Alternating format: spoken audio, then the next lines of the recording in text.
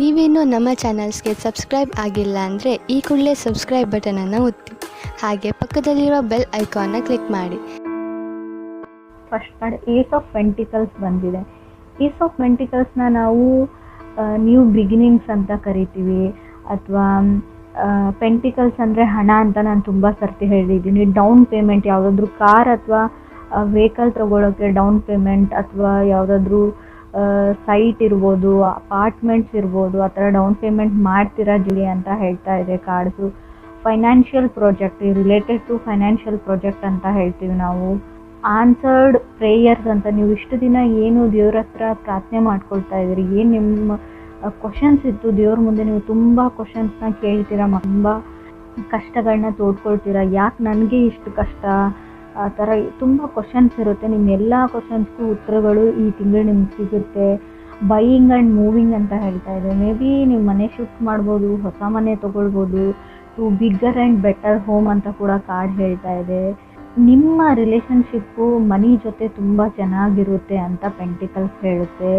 So ಯಾವಾಗಲೂ ಅಷ್ಟೇ, ಹಣನ ನಾವು ಹೇಗೆ ಟ್ರೀಟ್ ಮಾಡ್ತೀವಿ ಅದೇ ಥರ ಹಣ ನಮಗೆ ಟ್ರೀಟ್ ಬ್ಯಾಕ್ ಮಾಡುತ್ತೆ ಅಂತ ಹೇಳ್ತೀವಿ. ಅದಕ್ಕೆ ನಾವು ಜಾಸ್ತಿ ವ್ಯಾಲ್ಯೂ ಕೊಟ್ಟಿಲ್ಲ ಅಂದರೆ ಅದು ಕೂಡ ನಮ್ಗೆ ವ್ಯಾಲ್ಯೂ ಕೊಡೋಲ್ಲ. ಸೊ ಸ್ವಲ್ಪ ಹಣದ ಬಗ್ಗೆ ಅಲಕ್ಷ್ಯ ಮಾಡಬೇಡಿ ಅಂತ ಹೇಳುತ್ತೆ. ಸೆಕೆಂಡ್ ಕಾರ್ಡ್ ನನಗೆ 6 ಆಫ್ ಸೋರ್ಡ್ಸ್ ಬಂದಿದೆ. ಸೊ 6 ಆಫ್ ಸೋರ್ಡ್ಸ್ನ ನಾವು ಫ್ಯಾಮಿಲಿ ಕಾರ್ಡ್ ಅಂತ ಹೇಳ್ತೀವಿ, ಕಿಡ್ಸ್ ಅಂತ ಹೇಳ್ತೀವಿ.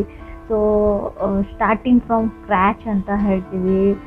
ರಿಲೋಕೇಟ್ ಆಗ್ತೀರಾ ನಿಮ್ಮ ಪಾರ್ಟ್ನರ್ಸ್ ಜೊತೆ, ನಿಮ್ಮ ಲೈಫ್ ಚೇಂಜ್ ಮಾಡ್ಕೊಳ್ತೀರಾ, ಲೈಫ್ ಸ್ಟೈಲ್ ಚೇಂಜ್ ಆಗುತ್ತೆ.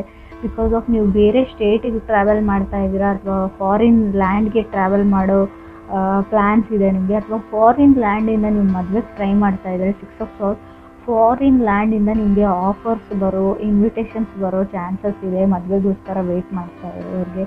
ಅಥವಾ ಫಾರಿನ್ ಲ್ಯಾಂಡಿಂದ ಅಥವಾ ಬೇರೆ ಸ್ಟೇಟಿಂದ ಮೆಸೇಜು ಅಥವಾ ಟೆಕ್ಸ್ಟು ಸೊ ನಿಮ್ಮ ಡೈಲಿ ಬರುತ್ತೆ ಅಂತ ಕೂಡ ಕಾರ್ಡ್ ಹೇಳ್ತಾ ಇದೆ. ಥರ್ಡ್ ಕಾರ್ಡ್ ನನಗೆ 2 ಆಫ್ ಸೋರ್ಡ್ಸ್ ಬಂದಿದೆ.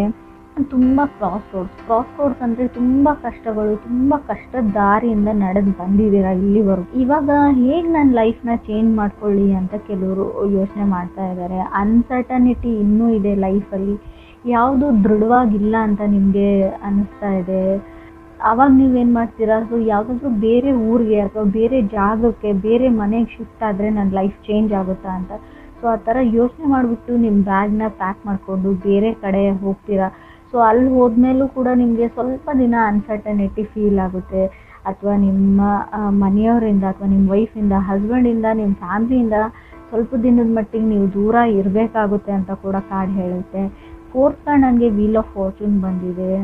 ಸೊ ನೀವು ಡಿಸೈಡ್ ಮಾಡಿದ್ದೀರಾ, ಸೊ ನಿಮ್ಮ ಡ್ರೀಮ್ಸ್ ಕಡೆಗೆ ಹೋಗಬೇಕು ಅಂತ. ಬಟ್ ನಿಮಗೆ ನಿಮ್ಮ ಡ್ರೀಮ್ಸ್ ಮೇಲೆ ಭರವಸೆ ಇಲ್ಲ, ಸೊ ನಿಜ ಆಗುತ್ತೋ ಇಲ್ವೋ ಅಂತ, ಅದ್ರ ಮೇಲೆ ಫೇತ್ ಇಲ್ಲ ನಿಮಗೆ ಅಂತ ಹೇಳ್ಬೋದು.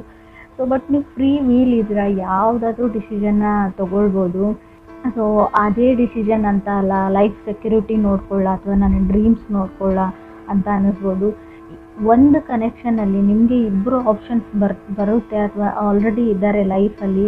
ಸೊ ಈ ಕಡೆ ನಿಮಗೆ ಡ್ರೀಮ್ಸ್ ಮ್ಯಾನ್ ಆರ್ ಗರ್ಲ್ ಇದ್ದಾರೆ, ಈ ಕಡೆ ನಿಮ್ಮ ಲೈಫ್ ಸೆಕ್ಯೂರಿಟಿ ಆ್ಯಂಡ್ ವಿಸ್ಡಮ್ ಇದೆ. ಯಾವುದನ್ನು ಚೂಸ್ ಮಾಡ್ಕೊಳ್ಳಿ ಅನ್ನೋ ಕನ್ಫ್ಯೂಷನ್ಸ್ ಇದೆ. ಬಟ್ ನಿಮಗೆ ದೇವರ ಹತ್ರ ಪ್ರೇಯರ್ಸ್ ಮಾಡ್ಕೊಳ್ಳಿ. ನಿಮಗೆ ಗೊತ್ತು, ಯಾವುದಾದ್ರೂ ಒಂದು ರೂಪದಲ್ಲಿ ಇಂಡಿಕೇಶನ್ಸ್ನ ಯಾವಾಗಲೂ ದೇವರು ನಿಮಗೆ ತೋರಿಸಿದ್ದಾನೆ, ಇನ್ನು ಮುಂದೆನೂ ತೋರಿಸ್ತಾನೆ ಅಂತ ಕೂಡ ಕಾರ್ಡ್ಸೇ ಹೇಳ್ತಾ ಇದೆ. 5th ಕಾರ್ಡ್ ಚಾರೆಟ್ ಕಾರ್ಡ್ ಬಂದಿದೆ.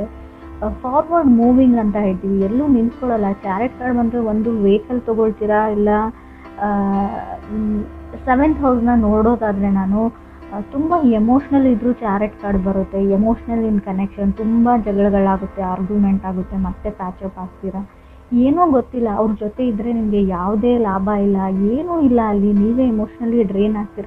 ಬಟ್ ಅವ್ರನ್ನ ಬಿಟ್ಟಿರೋ ಶಕ್ತಿ ನಿಮಗಿಲ್ಲ.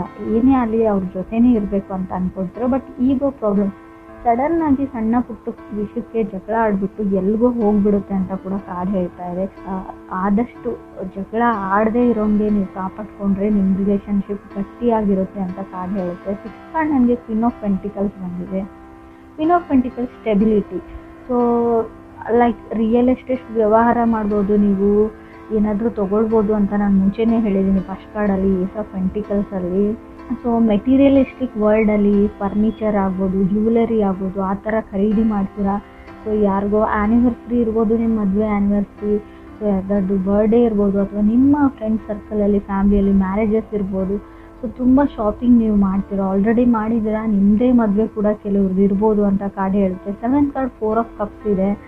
ಸೊ ಮುಂಚೆ 4 ಆಫ್ ಕಪ್ಸ್ ಅಂದರೆ ನಿಮ್ಮನ್ನು ಯಾರೋ ರಿಜೆಕ್ಟ್ ಮಾಡಿದ್ದಾರೆ.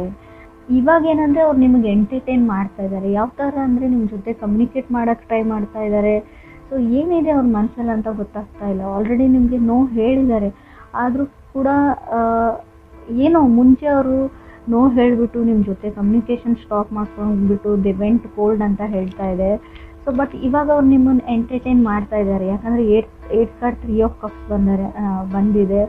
ಸೊ ನಿಮ್ಗೆ ಅನಿಸುತ್ತೆ ಅವ್ರು ನನ್ನ ಜೊತೆನೇ ಈ ಥರ ನಡ್ಕೊಳ್ತಾರಾ ಅಥವಾ ಬೇರೆ ಎಲ್ಲರ ಜೊತೆನೂ ಈ ಥರನೇ ಇರ್ತಾರಾ ಫ್ರೆಂಡ್ಲಿ ಅಂತ ಕನ್ಫ್ಯೂಷನ್ಸಲ್ಲಿ ಇರ್ತೀರಾ. ಆ ಥರ ವ್ಯಕ್ತಿ, ಸೊ ಮುಂಚೆ ರಿಜೆಕ್ಟ್ ಮಾಡಿರೋ ವ್ಯಕ್ತಿ ನಿಮಗೆ ಕಮ್ಯುನಿಕೇಟ್ ಮಾಡ್ತಾರೆ ಅಂತ ಕೂಡ ಕಾರ್ಡ್ ಹೇಳ್ತಾ ಇದೆ. 9th ಕಾರ್ಡ್ ನನಗೆ ನೈಟ್ ಆಫ್ ವಾಂಡ್ಸ್ ಬಂದಿದೆ. ಮೇ ಬಿ ನಿಮಗೆ ಅವರಿಂದ ರಿಜೆಕ್ಟ್ ಮಾಡಿರೋ ವ್ಯಕ್ತಿಯಿಂದ ಅಥವಾ ಅದರ್ ಪರ್ಸನ್ನಿಂದ ತುಂಬ ದಿನ ಆಯಿತು ಯಾವುದೇ ಮೆಸೇಜ್, ಕಾಲ್, ಟೆಕ್ಸ್ಟ್ ಬಂದಿಲ್ಲ. ಸೊ ಒಂದು ಮೆಸೇಜ್ ಬರಲಿ, ಕಾಲ್ ಬರಲಿ. ಸೊ ಆಲ್ರೆಡಿ ಅರ್ಧ ಮೆಸೇಜ್ನ ಟೈಪ್ ಮಾಡಿಬಿಟ್ಟು ಡಿಲೀಟ್ ಮಾಡ್ತೀರಾ, ನೀವು ಸೆಂಡ್ ಮಾಡಲ್ಲ. ಸೊ ನಾನೇ ಯಾಕೆ ಮಾಡಲಿ ಅಂತ. ಸೊ ಏನೋ ನಿಮ್ಮ ಲಾಸ್ಟ್ ಡಿಸಿಷನ್ ಕೇಳಬೇಕಿದೆ, ನಿಮ್ಮ ಮದುವೆ ಫಿಕ್ಸ್ ಆಗಬೇಕಿದೆ, ಸೊ ಎಸ್ ಹೇಳಬೇಕಿದೆ.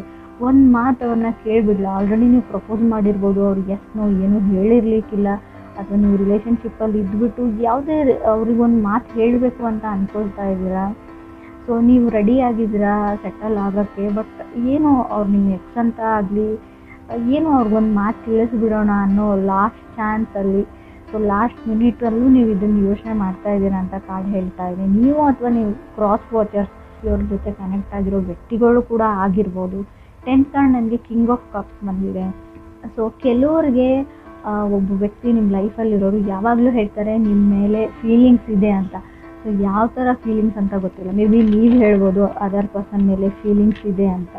ಸೊ ಅವರು ಯಾವುದನ್ನೂ ಕರೆಕ್ಟಾಗಿ ದೃಢವಾಗಿ ಹೇಳೋಕ್ಕೆ ತಯಾರಿಲ್ಲ. ಸೊ ಫೀಲಿಂಗ್ಸ್ ಇದೆ, ನಿಮ್ಮ ಜೊತೆ ಇರ್ತೀನಿ, ಒಂದು ಸ್ಟೆಪ್ ಮುಂದೆ ಹೋಗ್ತೀನಿ, ರಿಲೇಷನ್ಶಿಪ್ಪಲ್ಲಿ ಇರೋಣ ಅಂತ ಹೇಳೋಕ್ಕೂ ರೆಡಿ ಇಲ್ಲ. ಸೊ ಮೇ ಬಿ ಆ ಪರ್ಸನ್ಗೆ ತುಂಬ ರೆಸ್ಪಾನ್ಸಿಬಿಲಿಟೀಸ್ ಇದೆಯೋ ಅಥವಾ ನಿಮಗೆ ರೆಸ್ಪಾನ್ಸಿಬಿಲಿಟೀಸ್ ಇದೆಯೋ ಗೊತ್ತಿಲ್ಲ. ಇನ್ನೂ ಕೆಲವರಿಗೆ ನಾನು ಹೇಳ್ತೀನಿ, ಆಲ್ರೆಡಿ ಸೆಕೆಂಡ್ ಮ್ಯಾರೇಜಿಗೆ ಟ್ರೈ ಮಾಡ್ತಾ ಇರ್ಬೋದು ನೀವು, ಎಂಗೇಜ್ಮೆಂಟ್ ಬ್ರೇಕ್ ಆಗಿರ್ಬೋದು ಕೆಲವರಿಗೆ. ಯಾಕಂದರೆ ಕ್ವೀನ್ ಆಫ್ ಪೆಂಟಿಕಲ್ಸ್ ಮತ್ತು 4 ಆಫ್ ಕಪ್ಸ್ 3 ಆಫ್ ಕಪ್ಸ್ ಬಂದಿದ್ರೆ 3 ಆದಮೇಲೆ 4 ಆದಮೇಲೆ 3 ಬಂದಿದ್ಮೇಲೆ 4 ಕಂಪ್ಲೀಟ್ ಆದಮೇಲೆ ಮತ್ತೆ 3 ಆಗಿದೆ. ನೀವು ಕಪಲ್ಸ್ ಇರೋರು ಮತ್ತೆ ಸಿಂಗಲ್ ಆಗಿದ್ದೀರಾ ಅಂತ ಅನಿಸುತ್ತೆ. ತುಂಬ ಕಷ್ಟ ಆಗಿರೋದು ಬಿಟ್ಬಿಡಿ, ಮುಂದಕ್ಕೆ ಹೋಗಿ ಅಂತ ನಾವು ತುಂಬ ಹೇಳ್ತೀವಿ. ಆದರೂ ಕೂಡ ಆ ಪರ್ಸನ್ ಮೇಲೆ ನಿಮ್ಗೊಂದು ಹೋಪ್ ಇದೆ ಅಂತ ಹೇಳುತ್ತೆ.